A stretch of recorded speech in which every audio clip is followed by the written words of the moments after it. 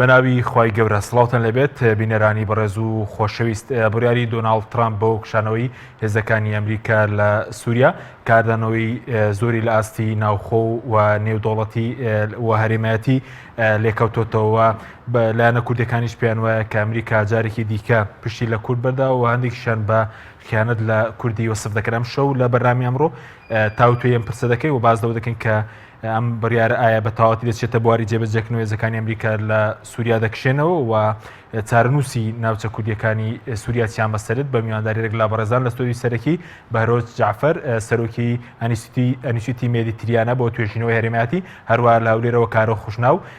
سەرۆکی ئەنیسیۆتی توێژینەوەی ئەمریکی کوردی. سەرەتا ڕاپۆرتێک دەبینین. بڕیاری کشانەوەی هێزەکانی ئەمریکا لە ڕۆژاوای کوردستان کاردانەوە لە سەراستی ناوخۆیی و نێودوڵەتی لێدەکەوێتەوە دوایەوەی شەوی ڕابردوو ڕەجەب تەیب ئەردۆغان سەرۆکۆماری تورکیا و دۆناڵد ترامپ سەرۆکی ئەمریکا پەیوەندێکی تەلەفۆنیان ئەنجامدا. دواتر کۆشکی سپی ڕاگەنداوێکی بڵاو کردەوە و تێیدا هاتووە بەم زوانە تورکیا ئۆپەراسیۆنێکی سەربازی لە سووریا ئەنجام دەدات و هێزەکانی ئەمریکاش لە ئۆپەراسیۆنەکەی تورکیا بەشداری ناکەن و هاوکار نابن، لە هەمان کاتیشدا بربەستیش دروست ناکەن. دوای پەیوەندی تەلەفۆنیەکەی ئەردۆغان و ترامپ هێزەکانی ئەمریکا لە ناوچە سنووریەکانی گرێسپی و سەرەکانی ڕۆژاوای کوردستان هاوسنوور لەگەڵ تورکیا کشانەوە.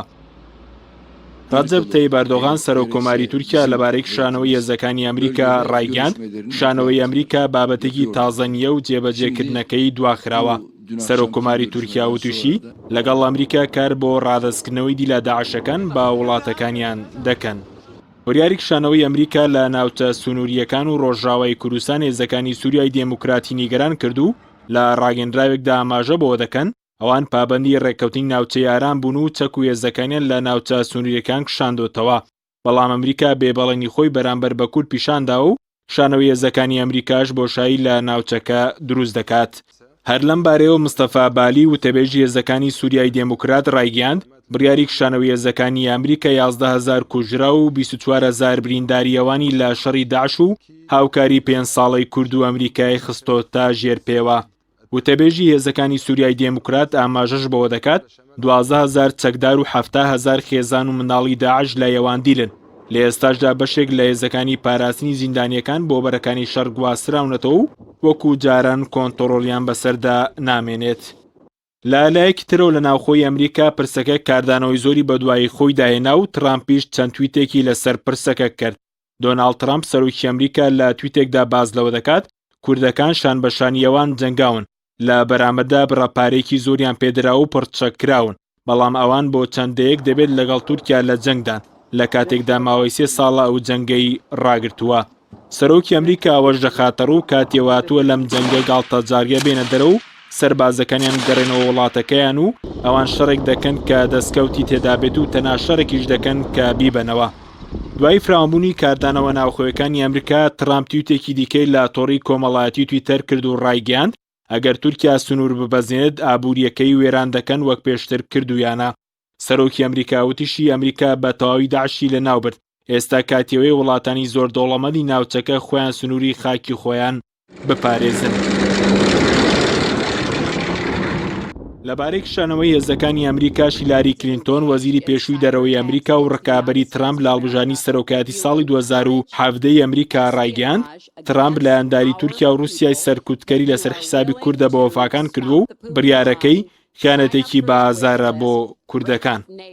لە سەراستی کۆنگرێسی ئەمریکاش چەند سیناتۆرێک کاردانەوەیان بەرامبەر کشانەوەی ئەمریکا و هێرشی تورکیا بۆ سەر سووریا نیشاندا. سیناتۆر لینزی گرام لە پارتەکەی دۆناڵد ترامپ لە تویتەر نووسیوەتی هەردوو حیزبی کۆماری دێموکرات سزا بەسەر تورکیا دەسەپێن نەگەر هێرش بکات و داواش دەکەن ئەندامێتی تورکیا لە ناتۆ هەڵبپەسێدرێت لە حاڵەتی هێرشکردن. بڕیاری کشانەوەی هێزەکانی ئەمریکا لە سەراستی ناوچەی و نێودوڵەتیش کاردانەوەی بەدوای خۆی داهێنا. محەممەد جەواز زەریف وەزیری دەرەوەی ئێران لە تویتەر ڕایگەاند ئەمریکا ڕۆڵی داگیرکاریەکی بێناونیشان لە سووریا دەبینێت و ئاشتی ناگاتە ئەنجام لە یەکپارچەیی خاکی سووریا نەبێت. ڕێکەوتنی تورکیا و رووسیاش چوارچەوەی کارەکان دیاری دەکات و ئێرانیش بۆ هاوکاری ئامادەیە. لای خۆشیەوە و تێبێژی سەرۆکایەتی رووسیا ڕایگەیاند خوازیارن تورکیا لە هەمووبارێکدا پابەند بێت بە پاراستنی یەکێتی خاکی سووریا و ئەوان درک بەوە دەکەن تورکیا لە پێناو ئاسایشی خۆی ئەم کارە دەکات بەڵام یەکێتی خاکی سووریا لە هەموو شتێک گرنگترە. وەزارەتی دەرەوەی فەڕەنساش لە ڕاگەنراوێکدا باس لەوە دەکات لەسەر تورکیا پێویستە خۆی لە هەر کارێک بە دوور بگرێت کە کاریگەری لەسەر هەوڵەکانی هاوپەیمانی نێودوڵەتی دژی داعش هەبێت.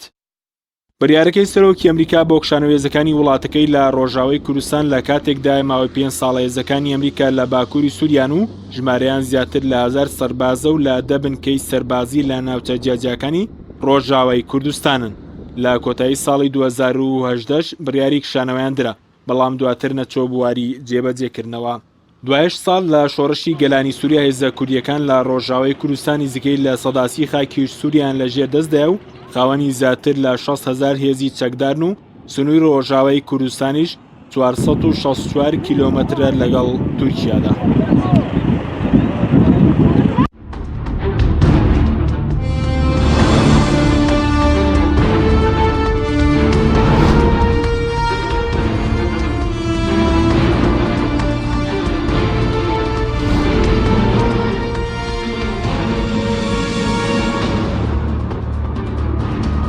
جارێکتر سڵاوتان لەبێت بینەرانی بەڕێز سوپاس بۆ میوانەکانمان کاک بەهرۆز بەخێر بن لە بەڕستنەوە دەست پێ بکەین پێ دوایە بڕیاری کشانەوەی هێزەکانی ئەمریکا بچێتە بواری جێبەجێکردنەوە چونکە ترامپ سەرەتا چەند تویتێکی کرد ئێستش مەسەلەن تویتێکی دیکەی کردووە کە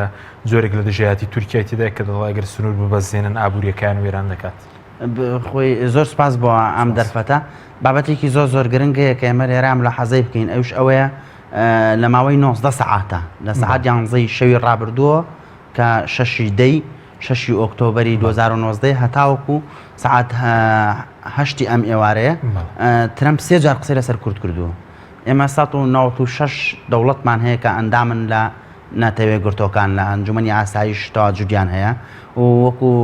ئەڵێ زەویشی گەورە و گران لە ماوەی 18 سەعاتە سەرۆشی گەورەترین زلهێزی ئەم جیهانە 3 جار قسە لەسەر کورد بکات 3 جار تویت تایبەت بە مەسەلەی ڕۆژاوای کوردستان و تا ڕادێکیش باشووری کوردستان بکات. ئەمە مانای چییە؟ مانای تەسعید یان مانای ئەگەر ناوی بنین هەڵکشانی پرسی کووردە لە دنیاە هەڵکشان و چۆنەڵی بەرزبوونەوەی ئاستی دۆسیەی کوردیە لە دنیاە. بەڵام ئایا ئێمە وەکو کورد چ لە ڕۆژاوای کوردستان و چ لە باشووری کوردستان چه ئامادەجێکمان هەیە بۆ ئەمە. ترەمپ سەرەتا سەعات 11 شەوی ڕابردوو تویتێکی کرد کە دنیای بەم تویتە جێگەی تووشی شۆک کرد بە تایبەتی فەڕەنسا زۆر بەم بڕیارە تووشی شۆک بوون چکە خۆتان نەزانن لە 100 ساڵی ڕابردووە لە دوای سایکس بیکۆ فەڕەنسا بەرپرسیارە یان وارسی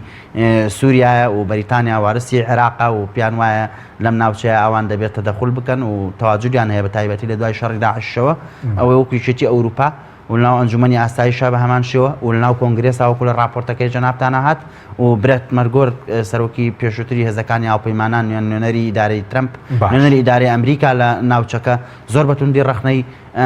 تویتەکەی ترەمپی کرد بەڵام دوای ئەوە ترەمپ کە بەیانی لە خەو هەڵئەسێ دیسان تویتێکی ترەکاتەوە سوورە بێتەوە لەسەر ئەو قسەی کە ئەمریکا ئەکشێتەوە دەبێت تورکیا داخل بە ڕۆژهەڵاتی فرات بێ. بەڵام ئەم ئێوارە سەعات 8 تویتێکی کردووە هەڕەشە لە تورکیاکە کە ئاگورێکی داتە پێێنێ ئەگەر سنوور بزێنەوە ینی بە جۆرێک لە جۆرەکان 100 پێچەوانەی تویتی شەوی ڕابردوویەتی. من پێم وانە ئەمریکا لە ڕۆژهەڵاتی فرات و لە باکووری سووریا بە دیاریکراوی بکشێتەوە لەبەر ژمارەیەک هۆکاری سەرەکی کە گرنگترینیان بریتە لە سیاسەتی خارجی ئەمریکا کەوتە ژێر پرسیارەوە لە ڕۆژهاتی ناوەڕاست بە تایبەتی ئیتیک و ئەخلاقیاتی لە سیاسەتی ئەمریکا ینی بای ئەوە مەجای تێدا هەیە کە کەسێتی ئەمریکا نەکەوتە ژێر پرسیارەوە. خاڵی دووەمیش ئەگەر بکرێت باسی بکەین لە لایەنی ئابووریەوە ڕۆژە سەر لایەن ئابووری قسە دەکەین بە زووتت کێشەی کورد چۆتە پێشەوە کە لە تویتەکەی ترامپ باسی لێوەکرا بەڵام خۆی ترامپ لە تویتەکە وەکو جۆرێک لە یعنی ئەگەر زاراوەکە دروستی بەکرێ گیراب سەیری کوردەکە کە دەڵێ ئێمە پارە و چەکمان پێداون بۆی کە شەڕ بکەن. ترەمپ نەگەری لای کووردە و نە پێشمەرگەی کوردستانە. ترەمپ بیر لە پاراستنی بەرژەوەندی و ئاسایش نیشتمانی ئەمریکا ئاکاتەوە بۆ ئەمە بەستەش ئەمریکا 750 بنکەی سەربازی لە جیانە هەیە هەر ئەو سیانزە بنکەی نییە کە لە سووریا و لە ناوچەکان کوردستانەکانی ڕۆژاوای کوردستانە هەیەی بۆیە ترەمپ ئێمە نابێ وا سیر بکەین کە ئەو پێشمەرگەی ئێمەیان گەریلای ئێمەیان ئەو پارەی پێداوی نەخێر بەکەم سیرکردنی کونیەکە تەناوەکو لە ڕوانگەوەکو شەرکرێکی باش کورد ببینی ئێمە بێ ینی شوازی تێگەشتن و منتاالەتی دەنەڵ ترامپ خوێنینەوە لەوەی کە ئەو کەسێکە بەردەوامیان کەسی کردنیەوە لێبراڵە بیر لە ئابووری و بیر لە بەرژۆندی ئابووری ئەمریکا ئاکاتەوە بیر لەو شتە ناکاتەوە کە سێرەشە بۆ ویلایەتە یەکگرتووەکانی ئەمریکا دروست بکات بە خۆڕایی بۆیە یان ئێمە نابێ وا سەیری ترامپین کە ئەو گەریلایە یان پێشمەرگەی یان پۆلیسی هەرێمی کوردستانە کە بێت خاشی ئەمە پارێزێ ئەو پارەی پێداوین دەرفەتی پێداوین شەڕی داعشی بۆ کردوین چەکیشی پێداوین تەمرینی پێشمەرگەش کردووە بە گەریلاشی کردووە پاراستنی لە دەستی تورکیا چەندین جار کوردیش دەبێت خۆی حرەکەتێک بکات حرەکەتی نەکردووە دواتە دەگرمەوە لای بەڕێز کاک کارۆخ جەنابیشت بەخێر بێ دەمەوێت خوێنەوەی بەڕێزیش بزانم بۆ بڕیارەکەەوە پێ دوایە ئەم بڕیارە دەچێت دواری جێبەجێکنی یاخود دوایە و نیگەرانی کە لەناوخۆی ئەمریکا و کارداناوانەی کە لە سەراستی کۆنگرێس و لە سەراستی شەقامی ئەمریکیە بوو پێ دوایە پاشگەز دەبنەوە بە تایبەتی کە لە ساڵی ڕابردووش لە 2010 دۆناڵد ترامپ بڕیاریدا بوو کە هێزەکانیان لە سووریا بکێشنەوە بەڵام دواتر نەچۆ بواری جێبەجێکردنەوە. بەڵێ سڵاو تێ بکار حەچیم ببوورە کێشەی دەنگمان هەیە زۆر دەنگەکە وازح نەبوو بەڵام ئەوەی کە دوێنێ شەو ترامپ لە بەیاننامەیەکی کۆچی سپی ئاشکرای کرد ئەوەیە کە دۆناڵد ترامپ بەڕاستی ناوێ هیچی تر هێزەکانی لە سووریا بمێنێتەوە و دەبێت هەمیشە ئەومان لە بەرچاوێت کە دۆناڵد ترامپ بە دیدگایەکی ئابووریەوە سەیری کەیسەکان دەکا و لەلایەک ترامپ لە ناوخۆی ئەمریکا لە ژێرگوشارێکی زۆری کۆنگرێسدایە چونکە ترامپ ئێستا ڕوبەڕووی کەیسێک بۆتەوە لە ناوخۆی ئەمریکا کە هەوڵی داوە دەستوری ئەمریکا بشتێنێ بە تەداخڵکردن لە کەیسێک وەکو بڵێن پرسکردن بە سەرۆکی ئۆکرانیا بۆ ئەوەی لە کوڕەکەی جۆ بایدن بپرسێتەوە تاوەکو شتێکی دەستکەوێت بۆ ئەوەی بکاری بێنێ بۆ هەڵبژاردنەکانی 2020 کە ئەگەر جۆ بایدن ببێتە ڕکابەری ئەمە وای کردووە هەژمونێکی زۆری لەسەر بێ ترامپ زیرەکە لە دروستکردنی لە فۆکس خستنە سەری ڕایگەشتی ئەمریکا و دەرەوە بۆ کەیسی تر چونکە ئەو لەژێر هەژمونێکی زۆری ناوخۆی ئەمریکادا بوو پێم وایە ئەو وای کرد کە بیاوێ سەرنجەکان بۆ کەیسێکی تر ڕابچێشێ بۆیە بەیاننامەی کۆچی سپی لە کاتژمێر 11 شەوی ڕابردوو باس لەوە دەکات کە ئێمە لە سووریا نامێنینەوە خاڵێکیان لەبەر چەند هۆکارێک یەکێک لەوانە دەڵێ ئێمە ئامادەنین کە چیتر مەسروفی ئەو دیلە داعشانە بکەین کە لە ئەسڵدا زۆربیان خەڵکی ئەوروپان و وڵاتانی ئەوروپا نهاتونەتە پێشەوە بۆی مەساڕفی ئەم دیلە داعشانە هەڵبگرن و بیان بنەوە بە وڵاتەکانی خۆیان بەڵکو باس لەوە دەکات کە وڵاتانی ئەوروپا دەڵێن بە ئەمریکا لای خۆیان لای خۆی ئەم دیلانە بپارێزێ و مەسروفیان بکە لەبەرەوە بەڕاستی دیدگای ترامپ دیدگایەکی ئابووریە و سووریاشی پێشتر ناوبردووە بە وڵاتی مەرگ و وڵاتێکە هیچی لێشین نابێ و بە دیدگای خۆی کە داعش تەواو بووە کە ئەمە بەڕاستی وانییە کە داعش تەواو نەبووە ڕاستە لە ڕووی سەربازی و داعش تێکشکاوە بەڵام خانەی نووسیە ماوە و ئایدۆلۆژیای داعش بەردەوامە ئێستا لە سووریا و لە عراقیش هەتا لەبەرەوە هەم ئیدارەکەی لە ناوخۆی ئەمریکا هاوڕانین لەگەڵ ترامپ هەم وڵاتانی هاوپەیمانی دژی داعش هاوڕانین لەگەڵ هەڵوێستی ترامپ نەک ئەم جارە بەڵکو لە تویتەکەی 19 دیسەمبەری ساڵی ڕابردووش کە بە هەمان شێوە تویتێکی کرد گوتی ئێمە لە سووریا دەکشینەوە بەڵام بەهۆی ئەو کاتە بەهۆی فشاری پنتاگۆن و وەزارەتی بەرگری ئەمریکا و وەزارەتی دەرەوە وڵاتانی هاوپەیمان وەکو میوانە بەڕێزەکەش باسی کرد فەڕەنسا و ئەڵمانیا و کۆمەڵێک وڵاتی تر کە هاوپەیمان دژی داعش ئەمانە ڕازی نین بەم هەڵوێستەی ترامپ و بەڕاستی هەڵوێستەکەشی هەڵبەز و دابەزی تێدایە ینی ئەمەی کە 11 شەو بەیاننامەیە کۆچی سپی دەری دەکات دواتر خۆی تویتێک دەکات دەڵێ ئێمە ئامادەنین چیتر لەم شوێنانە بمێنینەوە و ئێمە ئامادەنین مەساڵی هەڵگری دواتر لە چەند کاتژمێرێک بەر ئێستا دەڵێ ئەگەر تورکیا سنوور ببەزێنێ ئێمە ئامادەین ئەمە ئابووری تورکیاتێک دەشتێن یا خودی دەرمێنین ئەمە هەمووی ناڕوونیەک دروست دەکات هەڵبەز و دابەزێک دروست دەکات لە هەڵوێستی ترامپ بۆیە بەڕاستی دەتوانم بڵێم بەرچاوڕوونیەکی تەواونی ئایا هەڵوێستی یەکلاکەروی ئەمریکا چی دەبێ و ئەم فشارانی لەسەر ترامپ دروست دەبن وای لێ دەکەن وەکو ساڵی ڕابردوو هەڵوێستی خۆی بگۆڕێەوە هێزەکان بهێڵێتەوە لە سووریا چونکە ترامپ ڕاستە فەرماندەی گشتی هێزەکانی چەکداری ئەمریکایە بە گوێرەی دەستور و ترامپ بڕیاردەری یەکەمە لەم کەیسانە بەڵام هەمان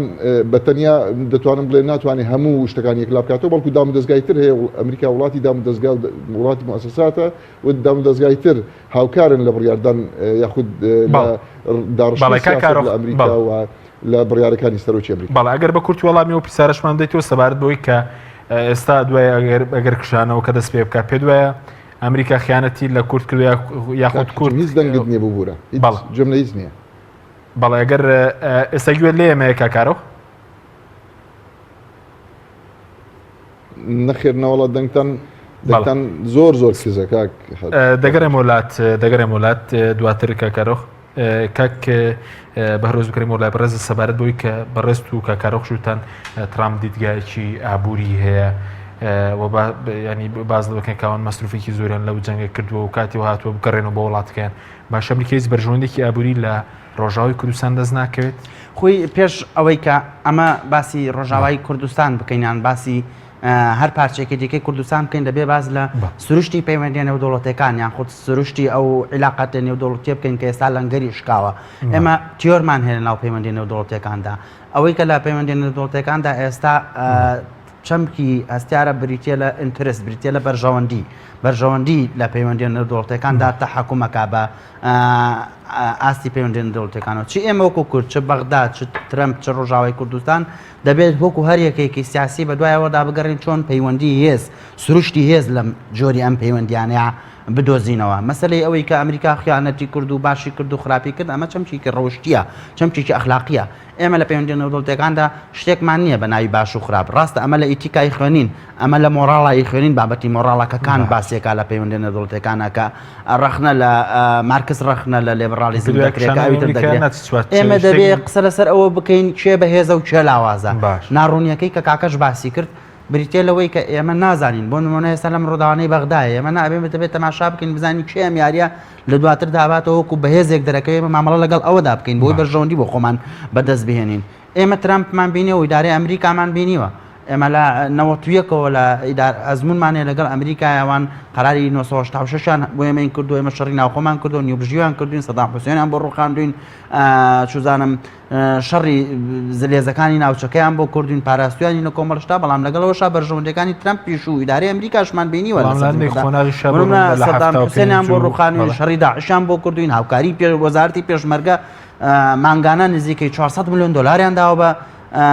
چەک و تفاق و موچە و بودجەی پێشمەرگە لە زۆر شتا پاراستویان بەڵام لە بەرامبەر ئەمەشدا ئەوان مافی خۆیانە داکۆشی لە بەرژەوەندەکانی خۆیان کەن لە ناوچەکەدا ڕاستە ئەوان بە ناوی بڵاو پێکردنی دیموکراسی و پاراستنی کەمینەکان و چی لەم ناوەنتیقین بەڵام دوجار ئەوان بە دوای ئەوەن کە چۆن باشە بەرژەوەندی وەکو بەرژەوەند بەس بە هیچ بەرژەوەندێکی ئابووریان دەست ناکەوێت ئێستا کوردستانی سووریا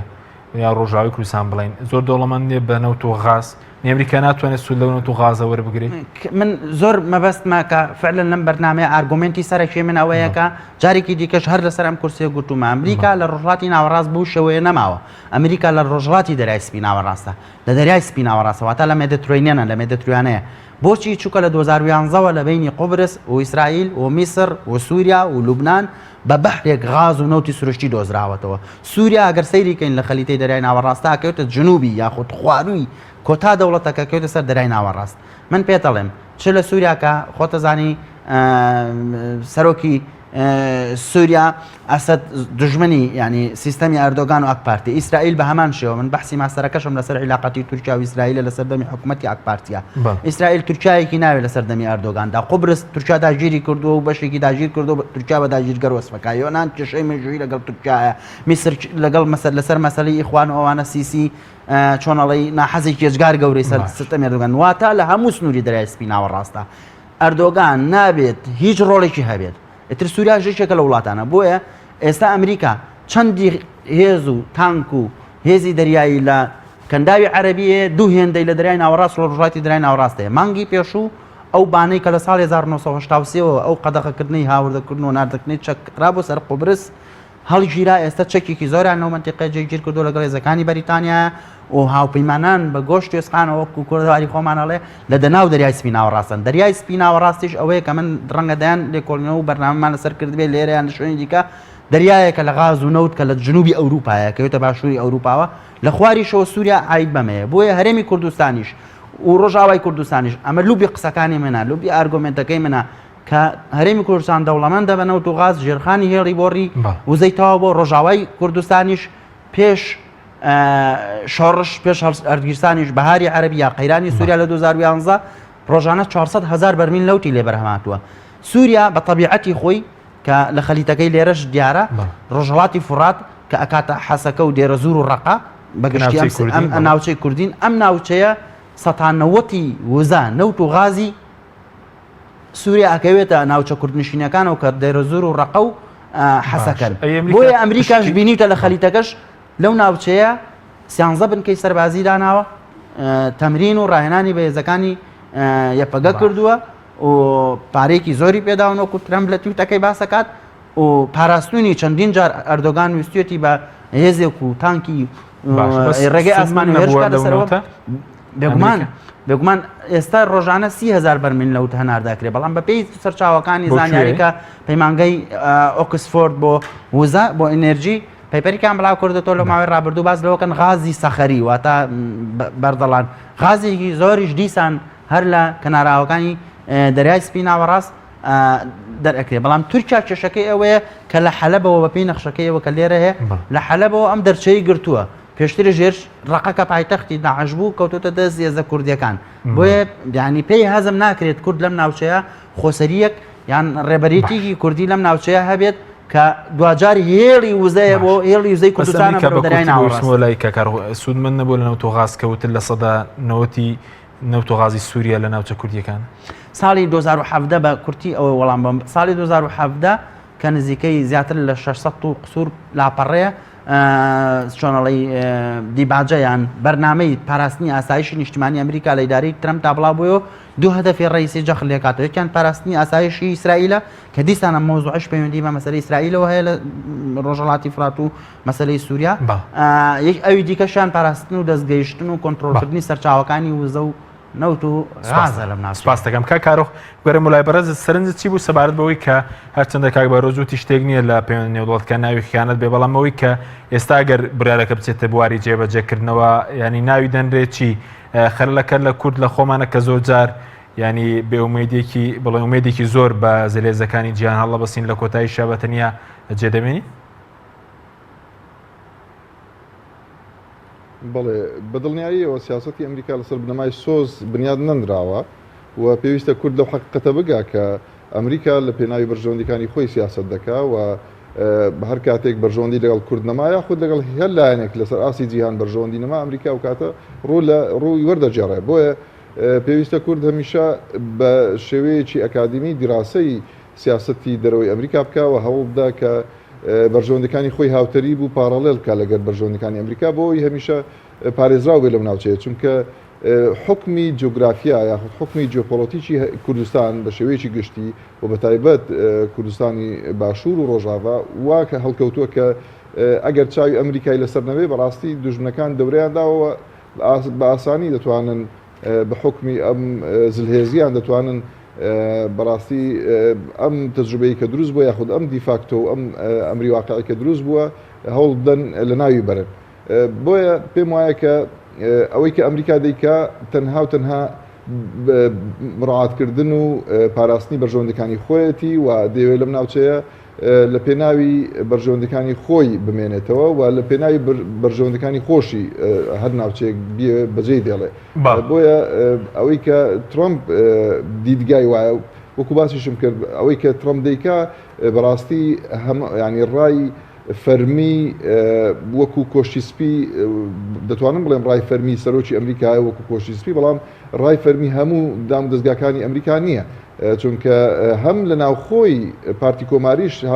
هاوڕانی لەگەڵ ترەمپ و هەمیش دەسەڵاتی یاسادانان کە کۆنگرێسە هاوڕانیە لەگەڵ ترەمپ و چونکە جناب دەزانی کە ئەمریکا وڵاتی موسساتەوە دابەش بووە بەسەر کۆمەڵێک دام دەستگادا و هەتا وەزارەتی بەرگری و وەزارەتی دەرەوە بەشێکیان هاوڕانی لەگەڵ ترامپ بەڵکو پێیان وایە کە ئەوەی ترامپ دەیکا بەڕاستی دیاریدەیەکی تازە و ناوازەیە بەڕێوەبردننی سیاسەتی دەرەوەی ئەمریکا لە ڕێگای تویتەرەوە و نەگەڕانەوە بۆ دام دەستگاکان و نەگەڕانەوە بۆ پرسوڕاوێژ بە ڕاوێژکارەکانی خۆشی هەتا ئەوانی کە لە ناو کۆشتی سپی لەگەڵی کار دەکەن چونکە ئەم شێوازە هەڵسوکەوتەی ترامپ بەڕاستی شێوازێکی دەتوانین بڵێ پرسیدنشەڵ نییە یاخود شێوازێکی زۆر تازە و ناوازەیە کە هەر 44 سەرۆکەی پێشخۆی کارێکی لەو جۆریان نەکردووە کە ئەوی ترامپ دەیکات چونکە ترامپ 45مین سەرۆکی ئەمریکایە و هەڵسوکەوتی زۆر عجیب و غەریبە و بەڕاستی نەک ئێمە وەکو خەڵکی ڕۆژهەڵات بەڵکو خەڵکی ڕۆژاوا و خەڵکی خودی ئەمریکاشی تووشی شۆ کردووە و پێم وایە کە ئەمە کاردانەوەی لێکەوتوتەوە و بەردەوامیش کاردانەوەی لێ دەکەوێتەوە هەم لە ناو خودی ئیدارەکەی و هەم لە وڵاتانی هاوپەیمان بۆیە بەڕاستی ڕاستە ئەمریکا لەسەر نەمای بەرژەوەندەکانی خۆی سیاست دەکات بەڵام هەندێک شتێک کە پێی دەڵێن مۆراڵی سیاسی لە ناو سیاستدا و پێویستە ترامپ مڕعاتی ئەمە بکا کە لە ناوچەیە کە بەڕاستی لە پێشی هێزەکانی ئەمریکاوە شەڕی تیرۆری کردووە و لە جیاتی هەموو جیهانی ئازاد شەڕی تیرۆری کردووە بۆیە ئەمە قبول کراونیە لەلایەن خەڵکی ئەمریکا لەلایەن دام دەستگاکانی ئەمریکا بەو شێوەیە تۆ لە پڕێکدا ڕووی خۆت وەربجێڕیوە ئەم هێزە کوردیە یاخود ئەم هێزی کە لە جیاتی جیهانی ئازاد شەڕی تیرۆری کردووە وەکو نێچیرێک تەسلیمی وڵاتێکی وەکو تورکیای بکەیت دەیکا کارێکی نامعقول و منطقیە و ئەگەر ئەوەش سەریش بگرێ ئەگەرچی پێم وایە کە تاوەکو ئێستا ئەمەل هەیە کە ترامپ بە خۆدا پێداچنەوە بە بڕیارەکەیدا بکە بەڵام ئەگەر سەریش بگرێ ئەم بڵین ئەم کشانەوەی هێزەکانی و تەسلیمکردنی ڕۆژاوە بە تورکیا یاخود جێهێشتنی ڕۆژاوە تاوەکو وەکو نێچیرە بکەوێتە ژێردەستی تورکیا ئەمە ئەگەر سەریش بگرێ پێم وایە کە بووە بە ئاسانی بۆ تورکیا ناچێتە سەر کە هەم وەکو عەفرین مامەڵە لەگەڵ ڕۆژاوا بکە یاخود مامەڵە لەگەڵ ئەم بڵین هێزەکانی هەسەدە بکات چونکە عەفرین موقعی جوگرافیایی تۆزێک جیاواز بوو عەفرین بەڕاستی دەورە درابوو لە هەموو بە هیچ شێوەیەک دەرچەیەکیان نەبوو بەڵکو محاصرە کرابوون و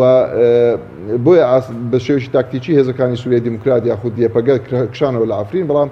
ناوچەکانی تری سووریا ئەوەی کە بڵین ڕۆژئاوای کوردستان وەکو عەفرین نییە بەڵکو ئەمان هەم ئەمیشدەن لە دەباشیدان بۆ ئەوەی کە ئەگەر تورکیا سەرکێشێکی وا بکەوە بەڕاستی بەخوێن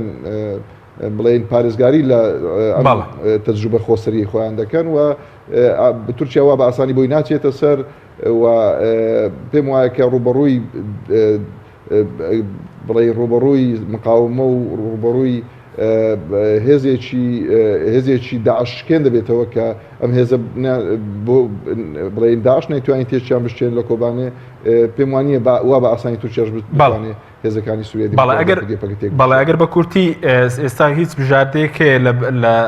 بەردەم هێزە کوردیەکان بۆ خۆپاراستنیان دوایەوەی کە ئەمریکا مەسەڵەن ئەگەر بکشێتەوە بژاردەی تر بە کورتی وێ سپاس دەکەم.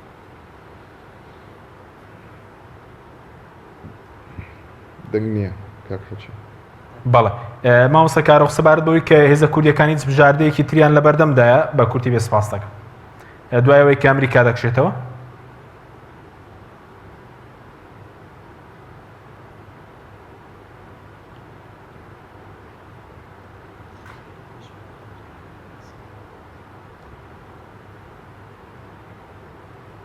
بەڵێ ببوورە مامۆستا کارۆخ دواتەگرێم وڵای بەرز کاک بەهرۆس بکڕێم وڵای بەڕێز سەبارەت بە چارەنووسی ئەو ناوچانەوە هێزە کوردیەکانیانی پێ دوایە بژاردەی تریان لە بەردەمدایە بۆ ڕێکەوتن لەگەڵ مەسەڵەن وڵاتێکی تر نازانم رووسیا سووریا بژاردەی ترێ ئەکیدەن لە سیاست و سیاستکردندا هەمیشە بژاردەی دیکە هەیە بەڵام بژاردە باشەکە ئەوە بوو کە لە ساڵی 2014ەوە هێزەکانی سووریا هێزەکانی سووریای دیموکرات یاخود بڵین سەرکردایەتی سیاسی کورد لە ڕۆژاوای کوردستان سیاسەتێکی زۆر جوانیان ئاڕاستە کرد و ماوەیەکی زۆریشە توانیان ئیسفادە لەو مرونەتەی ئیدارەی ئەمریکا بکەن چ لە ڕووی مادی چ لە ڕووی لۆجستیک چ لە ڕووی سەربازی چ لە ڕووی پاراستنی خۆیان لە گەلە گورگەکانی ئەردۆگان کە هەر جارێک هێرشەکاتە سەریان چ چ لە ڕێگەی ئەوەی کەوتوان هاوپەیمانەتی گەورە بپرسن بەڵام ئێمە زۆر جار پرسیارێکمان لێ ون ئەبێت لە باسکردن لە پرسی کورد بەگشتی کاتێکە مێژووی کورد دەخوێنیتەوە هەمیشە سێرەکەی کورد لە ڕووی سەربازی و هەمیشە نەک داعش گەلێک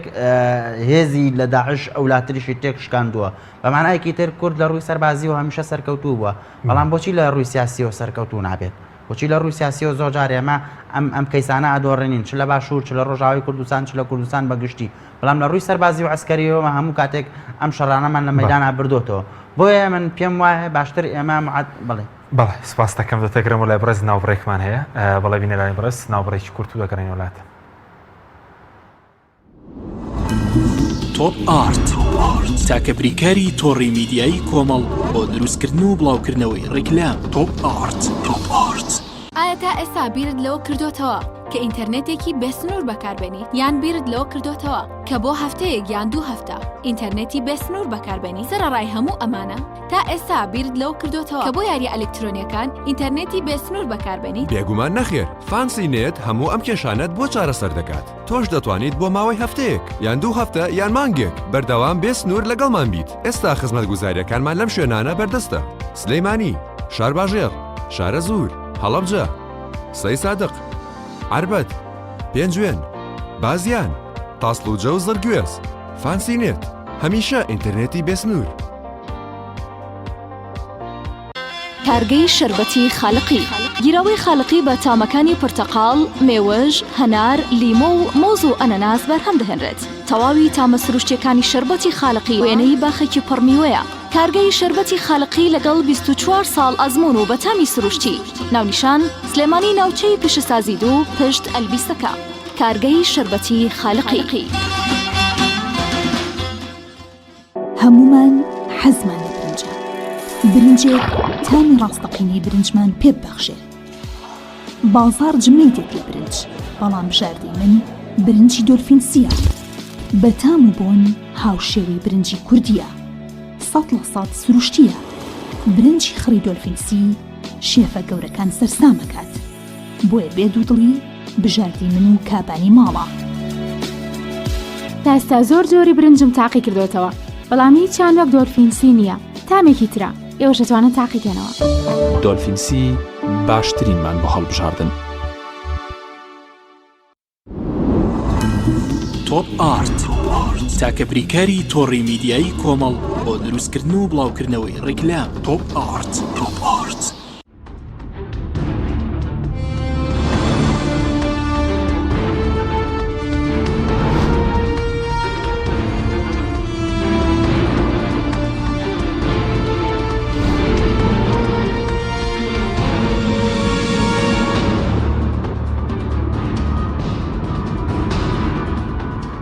جارێکتر سڵاوتان لەبێت تەبینەرانی بەڕێز کاک بەڕۆز پێش ناوبڕەکە پرسیارەوە کرد کە ئەنی بەدیلی دیکەیە بژاردەی دیکەیە کە هێزە کوردیەکان ئێستا بیگرنەبەر لە سووریە ئێستا حاڵی حاضر 30,000 سەرباز یان 30,000 شەڕوانی کوردی لە ڕۆژهەڵاتی فورات هەیە 2500 سەربازی ئەمریکای لێ 13 بنکەی سەربازی ئەمریکای لێ هێشتا بەتەواتی نەکشاونەتەوە لەگەڵ ئەوەشدا نزیکەی 12,137 دیلی داعش لە بەردەستی ئەم شەڕوانە کوردیانن لە ڕۆژهەڵاتی فورات و لە ناوچە کوردیەکان کە لەگەڵ ئیدارەی ئەمریکا کە نە ئەڵمانیا نە فەڕەنسا نە وڵاتانی دیکە ئامادەیان نیشان نەداوە ئەو دیلانی داعش کە ناو داعشدا بوون و بەدیل گیراون و 12,000 کە خەڵکی وڵاتانی دیکەشن وەری بگرنەوە و هاوڵاتی خۆیان جارێکی تری گەوەریان بگرنەوە کە ئەمە کەیسێکی کێشگار گرنگە ئیشی لەسەرکرێ لەلایەن نەتەوەی گرتوەکان و ئەنجومەنی ئاسایشەوە چکە ئەم 12,000 وڵاتی گۆریان ناگرێت باز لە 7,000 ژن و مناڵی بەڵێ ئەوەش هەیە یعنی لەگەڵ ئەمەشە تورکیاش سەرباری ئەوەی کە سوورە لەسەر ئەوەی ئەردۆگان جەرنەجارێک دەست بە دوگمەکەیانە دەڵێ من بەرە بەیانێکە هێرشەکە مەسەر ڕۆژهەڵاتی فورات بۆچێ ڕۆژهەڵاتی فورات لەبەرەوەی ئاسایی جارە پێش هەموو شتێک ناوخۆی تورکیایە خۆتەزانی سیاسەتی ناوخۆیان نەخشەی سیاسی ناوخۆی تورکیای ڕۆکێشەیە علی بابەجان و ئەحمەد داود دۆغڵۆ کەم نین لەو سیاسیانن کە ئێستا بە پێ ڕاپرسیەکان ینی سەتا سیویەکی خەڵکی تورکیا دەنگ بەوانەدا ئەگەر هەڵبژاردن بکرێت هێشتا ینی ئەوەش نەچۆتە سەر بۆیە نەخشەی سیاسی ناوخۆی تورکیا ڕۆگۆڕانە بەتایبەتی دوای ئەردۆگان ئیستانبوڵی دۆڕانەوە و لە باکووری کوردستان بە هەمان شێوە ئەو سەرۆک شارەوانیانەی بە زۆری زۆردارێکی کە بە دیموکراتی و بە دەنگی خۆیان هاتبوونە سەر حکوم وەکو بژاردەکەش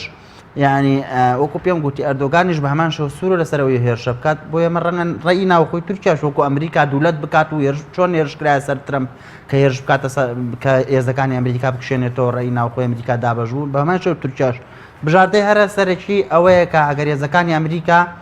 لە ئەسوء حاڵەتە کە من پێم وایە ئەمە کارتێکی کاتیشە کۆشکی سپی و ئیداری ترەمپ باسییان کردو کە بکشێنەوە لە ناوچەکانی ڕۆژهەڵاتی فرات ئەگەر بکشێنەوە من پێم وایە هێرزەکانی شەڕڤانان یاخود دیێبەکە ئەتوانن لەگەڵ حکوومەتی سووریا واتە بەشار ئەسەد و ڕێکەوتن لەگەڵ رووسیادا ئەم کارتە هەیە هەرچەندە ئەمە خراپە بەڵام لە خراپترەکە باشترە ڕێک بکەون بۆ بەگرانگاربوونەوەی هێزەکانی تورکیاکە دێنە ناو ئەمریکا کارۆخ بگەڕێم وڵای بەڕێزت سەبارەت بە بەرژەوەندەکانی ئەمریکا ینی ئەوەی کە لەگەڵ کووردا مەسەن لە سووریا چی دەست دەکەوە لەگەڵ تورکیا چی دەست دەکەوێت چکە پێشتر باز لەوە دەکرێت کە کوردەکان مەسەرەن هاوبەشێکی ئەمریکان و ئەمریکا پشتیان تێناکات. بەڵێ دیارە جیاوازێکی زۆر هەیە لە نێوان کورد وەکو کارکتەریشی نادەوڵەتی و وەکو تورکیا وەکو هێزێکی وڵاتێکی ئیقلیمی گەورە و دووەم گەورەترین هێزی ناتۆ بۆیە ئەمریکا پێم وایە زیاتر مڕعاتی تورکیا دەکات لەم کەیسەدا ئەگەر بەگەر بکەوێتە بەردەم بە هەڵبژاردننی ئەم دوولایەنە تورکیا هەڵدەبژێرێ و پێم وایە کە ئەوەی کە ئەمریکا ئەوەی ترەمپ دەیکا ئێستا مناوەرەیەکی سیاسی اقتصادیە و دەیەوێ هەم بەڕاستی سەرنجی خەڵکی ئەمریکا بەرەو کەیسێکی تر ببە و ئەم ڕوبەڕووبوونەوەی کە ئێستا لە ناوخۆی ئەمریکا بەرامبەر ترۆمپ لە ئارادایە کە پرۆسەیە کە پێ دەڵێن ئیمپیچمنت یان پرۆسەی لێپرسین و لە کارلابردن کە لە کۆنگرێز ئێستا خەریکن ئەمە خاڵی هاوبەشە لەگەڵ ئۆردوگان کە بە هەمان شێوە ئۆردوگانیش کێوی دەنگەکانی لە ناو خۆدا بەزیوە و وەکو مامۆستا بارۆز ئاماژەی پێکرد کە لە ئەستەمبۆڵ هەڵبژاردننی دۆڕاندووە و کۆمەڵێک ئێستا ڕکابەری سیاسی بۆ دروست بکە لە پارتەکەی خۆی لە ئەکەپە بوون ئێستا پارتی سیاسی نوێیان دروست کردووە وەکو ئەحمەد داود ئۆغڵۆ و ئەوانی تر بۆیە ئەم جۆرە سیاسەتە پێم وایە هەم دۆناڵد ترامپ و هەم ڕەجەب تەیب ئۆردوگان دەیانێت لەم خاڵە هاوبەشن دەیانەوێت کە کێشەکانی ناوخۆی خۆیان هەناردەی دەرەوە بکەن و سەرنجی خەڵکی خۆیان بۆ کێشەی تر دروست دەکەن و سەرنجی خەڵکی خۆیان بەو کێشانەوە سەرقاڵ دەکەن بۆیە ئەوەی کە ئێستا ڕوودەدا پێم وایە کە ئەمریکا ئامادەیە کە دەستبەرداری کورد بێ و ئەمەش بەڕاستی ڕخنەیەکی زۆری توش دەکا و بۆ داهاتوو ئەگەر ئەمریکا پێویستی بە کارکتەری نادەوڵەتی بە هێزی وەکو کورد هەبێ ئەمە متمانە بوون بە ئەمریکا وەکو وڵاتێکی زلهێز کەم دەکاتەوە لەلایەک و لەلایەکی تر پەیامێکە بۆ دنیاش کە ئەمریکا وەکو جاران بەڕاستی پارێزەری ئاسایشی دنیا نیە و جیهان بەڕێوە نابات چونکە ترامپ بەو ئاسانیە ساحەی سووریا چۆڵکە بۆ ڕکابەرەکانی وەکو رووسیا وەکو ئێران وەکو تورکیا ئەمە بەڕاستی قابلی قبولکردنیە لەلایەن هەندێک هێزی ناوخۆی ئەمریکا بۆیە پێم وایە کە ئەم هەنگاوی ترامپ هەنگاوێکی پەلەپەلی تێدا کراوە و نامە دروسە و قابلە بۆ ئەوەی پێداچوونەوەی پێدا بکرێ و بابزانین لەم چەند ڕۆژەی داهاتوو تویتەکانی ترامپ بەرەو چه ئاراستەیەک دەڕۆن بەرەو کشانەوەی هێزەکانی لە سووریا یاخۆت مانەوەی بەشێک لە هێزەکان بەڵێ بەس بە پێی دەسەڵاتەکان دوجار سەرۆکی ئەمریکا بڕیار لە سیاسەتی خارجی کوشانەوەی هێزەکان یاخۆت بڵین کۆنگرێس ئەنجومەنی پیران و نوێنەران بە دڵنیاییەوە دەسەڵاتی جێبەجێکردن لە دەستی ترامپدایە و ترامپ فەرماندەگشتی هێزە چەکدارەکانی ئەمریکا و ترامپ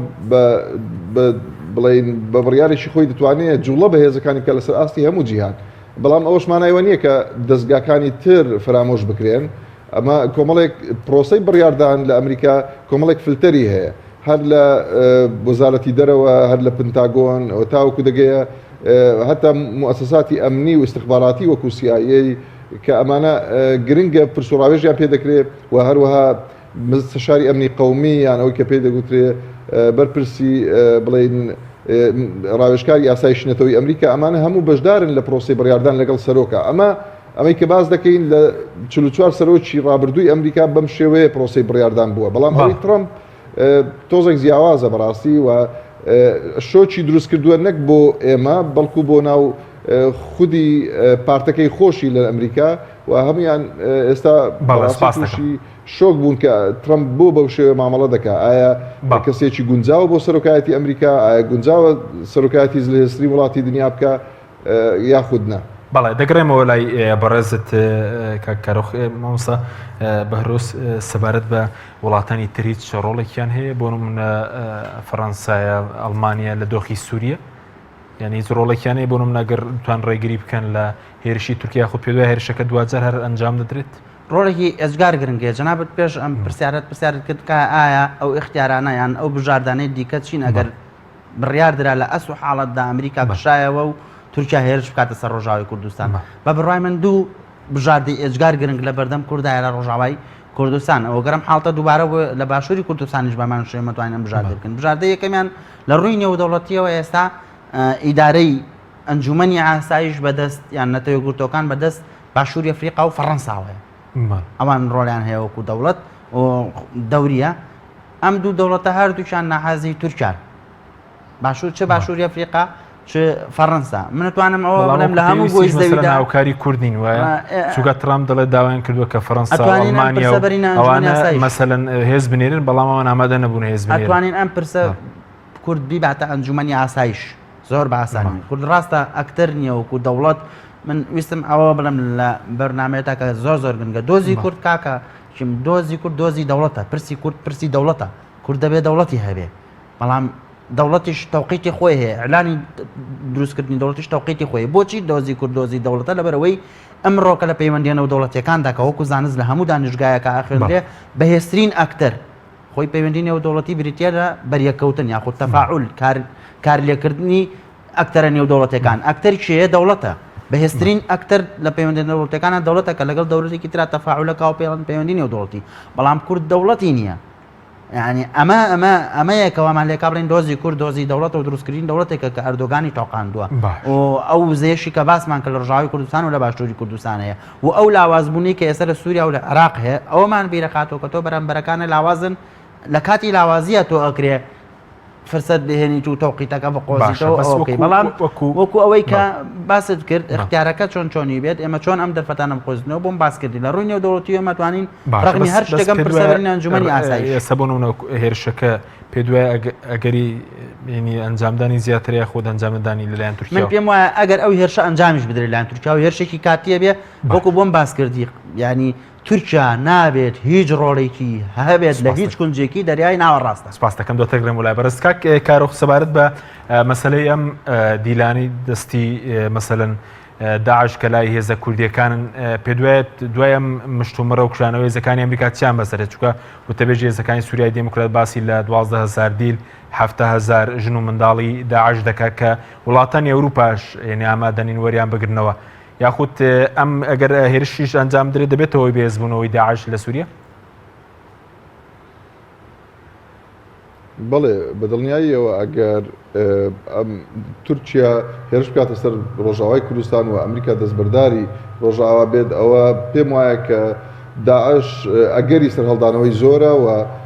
ئەمەش نەک هەر ئاسایشی ئەم ناوچەیە دەخاتە مەترسیەوە بەڵکو ئاسایشی ئەوروپاش دەخاتە مەترسیەوە و بۆیە ئێستا ئەم پرسە پرسێکی تەنها ئەمریکی و تورکی و ڕۆژاوا بڵێن کوردی نییە بەڵکو ئەم پرسە پرسێکی دەتوانم بڵێم تا حدێک نێودەوڵەتیە و وڵاتانی ڕۆژاوا بەتایبەت ئەوروپا ئەوانیش ئامادەنین بوو بەو ئاسانیە بڵێن ئەم دیلانە وەربگرنەوە و ئامادەنین کە بەڕاستی دەستبەرداری ئەم ڕۆژاواش بن چونکە ئێستا جگەل ئەمریکا کۆمەڵێک وڵاتی تریش هێزیان هەیە چه هێزی سەربازی چه هەندێک ڕێکراوی مەدەنیشیان لەم ناوچانە هەن لە ناوچەی ڕۆژاوا بۆیە پێم وایە کە ئەم پرسە هەروە بە تویتێکی ترامپ یەکلا نابێتەوە و بە ئاسانی دەستبەرداری ڕۆژاوا بەگشتی بە ئاسانی دەستبەرداری ڕۆژاوای کوردستان نابێ و دەستبەرداری ئەم دیلانە نابێت چونکە لە نەتیجەدا ئەم دیلانە هەڵگری ناسنامەی ئەوروپایین و بەڕەڵاکردنیان یاخود بڵێن ئازادکردنیان ئاسایشی وڵاتانی ئەوروپا دەخاتە مەترسیەوە بۆیە پێم وایە کە دەبێت یعنی چارەسەرێک هەبێ و دەبێت ئەم وڵاتانە ئەگە ئەمریکاش دەستبەرداری ڕۆژاوایی کوردستان بێ ئەوە نابێت وڵاتانی ئەوروپی دەستبەرداری لەبەر بەرژەوەندی خۆیان نابێت دەستبەرداری ڕۆژاوای کوردستان بن و لە نەتیجە پێم وایە کە ئەو خەونەی تورکیا هەیەی بۆ لە ناوبردننی ئەم تەجروبەیە کە لە ڕۆژاوای کوردستان دروست بووە وا بە ئاسانیە خۆمنەی نایەتە جێ بەڵکو هەم ڕوبەڕووی مقاومە و بەرنگاریەکی زۆر قورسی هێزەکانی سووریا دیموکرات یاخود یەپەگە دەبێتەوە و هەمیش وڵاتانی ڕۆژئاوا بەڕای من ڕێگا بەو ئاسانی ڕێگا بە تورکیا نادەن کە ئەم خەونەی بێنێتە جێ. باشە دوای پرسیارم زۆر بە کورتی سەبارەت بە ڕۆڵی سووریا چێ لەو کێشەیە کە لە ڕۆژاوای کوردستانێ پێ دوای ئێستا سووریا بەهێز بۆ توی دەتوانێت ڕژێمەکەی بە شارەستەی ڕۆڵێک ببینێت؟ سووریا وەکو وڵاتێک کە بەڕاستی وەکو دەسەڵاتێک کە پێم وایە لەم ئەخیرەیە بەهێز بۆتەوە و هەمیشە گلەی لە بوونی هێزەکانی بیانی بە شێوێکی گشتی کردووە. گلەی لە هێزی ئەمریکا دەکا گلەی لە هێزی تورکیا دەکا و گلەی لە هێزی وڵاتانی ئەوروپا دەکات تەنها گلەی لە ئێران و رووسیا ناکا کە هاوبەشی شەڕن و هاوپەیمانی خۆیتی بۆیە پێم وایە کە سووریا هەمیشە گلەی کردووە لە تەوەیەگرتوەکان و داوای کردووە کە وڵاتێکی وەکو تورکیا سیادەی سووریا نەبەزێنێ بەڕاستی تەداخلی سووریا نەکا بەڵام پێم وانییە کە تورکیا بەتەنها بە زەختێکی سووریا بگەڕێتەوە ئەم فشارێکە بەتەمایە بیکە وازی لێبێنێ. سپاس بۆ بەڕێز کارۆ خۆشناو سەرۆکیانی سوتی توێژنەوەی ئەمریکی کوردی کە لە هەورێرەوە ماوەی سپاس بەڕێز دەکەین کەک بەڕۆز کاتمان زۆر کەمەوە تۆ پێ دوای چارنووسی و ناوچە کوردیانە چیە سەرەوە چارنووسی و هێزش کە زیاتر لە بەڕێزوتە 600,000 هێزی چەکدارە ینی کە بەڕێزوتی بژاردەشێ لەگەڵ حکوومەتی سووریاش ڕێ بکەین ئەو ناوچانە چیان بەسەرێت ئەوەی کە لە کۆی ئەم بەرنمەیەدا من کۆکم دوو خاڵی هێزگار سەرەکیە کە لەگەڵ مامۆستا کاردۆە ئێستا کۆکم لەگەڵی مامۆستا کاردۆ ئەو دوو خاڵەیە کە یەکەمیان ترامپ لە خۆیەوەم تویتانەی کردووە چونکە سونعی قەراری سیاسی لە ئەمریکا بە تەنها بە سەرۆک ناکرێ هەموو ئەوانە وەزارەی خارجیە مەجموعەی سێنەیتن ڕاوێژکارەکانن سکرتێری ئەنجومەنی ئاسایشی بە تەنیامەی کردووە ینی دیاردەیەکی سەیرە ترەمپ بۆکو مامۆستا باسی کرد لە 49 سەرۆکی ئەمریکادا دیاردەیەکی سەیرە ینی ئێستا من ئەگەر ئەو قسانە بکەم هەر لەناو بگەڕێمەوە بە بازار ڕەنگە ڕوونیان ناو خەڵکا پیاسە بکەم لە شەو ڕۆژێکا 3 جار بڕیار بگۆڕم ڕەنگە جارێکە لە ڕوونیان لە فەیسبووکە قسە بکەم بێگومانە ینی حاڵتێکی سەیرە ترەمپ لە خۆیەوە قسەی کردووە پرسی بە کەس نەکردووەم تویتەی کردووە چونکە نابێت سەرۆک لە خۆیەوە بڕیار بات لە سەعات 11 شەوا و پرسی کردووە حاڵتێکی دیکەشان ئەمە خوێندنەوەیکی زۆر زۆر گرنگە ئەو بڕیارێکە ترەمپ داوێتی لێکەوتێکی گرنگەیە کە پەیوەندی بە عێراق و خوپشاندانەکانی بەغاوە ئێمە لەم بەرامایە کەمتر باسمان لێوە کرد ئەوەیە کە ئێستا ئێران و هەژمونی ئێران لە بەغدا بەرەو سەرکەوتن ئەڕوات لە بەرامبەر ئەمەدا ئەمریکا زیاتر بە ترساندنی ئێران ئەوێ بڵێت من ڕۆژاوای کوردستان تەسلیم بە تورکیا ئەەکەم خۆتە زانی سووریا و ئەوانە زیاتر هەژمونی ئێران باشتر لە ئەمریکا بیان لای تورکیا بێ ڕاستەکەی ئەم دۆخەی ئێستا جێی خۆبڵترەوە لەوەی لە لای تورکیا بێت بێگومانم لەوە حاڵتێکی تر زۆر زۆر گرنگە کە ئێمە لەمە وڵاتی بکەین کە کۆتایی بەرنامەکەشە ئەوش ینی مەراقێکە کە من دەمێکە باسی دەکەم ئەوەیە کورد ڕەغمی ئەوەی نەیتوانی دەوڵەتێکی سەربەخۆی خۆی هەیبێت ئەیتوانی لە هەموو جیهاندا لەسەر ئاستی کارکتەری نادەوڵەتی تەواجودی دووەلی هەبێ بۆ منە کۆمەڵێک تینگتانک و ناوەندی توێژینەوەی گەورەی کوردی هەبە لەوبی بۆ بکە لە ئەمریکا لە رووسیا نیەتی نەخێر یعنی بە ملیارەها دۆلار ئەم بەرپرسانەی کورد سەرفی ئەەکەن بۆ ڕۆژانە بۆ باشووریش نییە لۆبی کوردی لاوازە ئەوەی کە پێویستە لۆبی بکە ناوەندەکانی لێکۆڵینەوەن کە لە دەرەوەن ئێمە من بۆ خۆم کە 2 ساڵە خۆم ئەمەم کردووە لە سنووی دەرای ناوەڕاستە تەواجودمانە هیچ سەرکردایەتێک سیاسی کورد ناتوتە پێشەوە بڵێتەوە خەریکی چیت لێرەیە لەبەرەوە کورد ناوەندی لێکۆڵینەوەی لە دەرەوە نییە تاوەکو لۆبی بۆ بکە تاوەکو لە مەترسیەکان ئاگاداری بۆ بکاتەوە تاوەکو کۆنفرانسی نێودەوڵەتی بکە تاوەکو راپۆرت و لێکۆڵینەوەی استراتیژی ئامادە بک بۆ ڕێی عامی عالەمی بەس پێ چارنووسی و ناوچانە چی بەسەر ناوچە کوردیەکان زۆر بە کورتی من پێم وایە چارەنووسی ئەو ناوچانە هەر شتێکی بەسەرا بێت تورکیاش تەدەخل بکە لە ڕۆژاوای کوردستانە تەنها تەدەخولێک و هاتنناوەی کاتی ئەبێت و سنووردار دەبێت. بەڕێز بەهرۆز جەعفەر سەرۆکیانی سوتی مێدیتیانە بۆ توێژینێرانی زۆر سپاس بۆ بەڕێزتان کە لە سوودی سەرەکی لەگەڵ ماوەی سپاس بۆ بینێرانی بەڕێز سپاس بۆ هاوکارم تا بەرنامێکی دیکە خواتان لەگەڵ.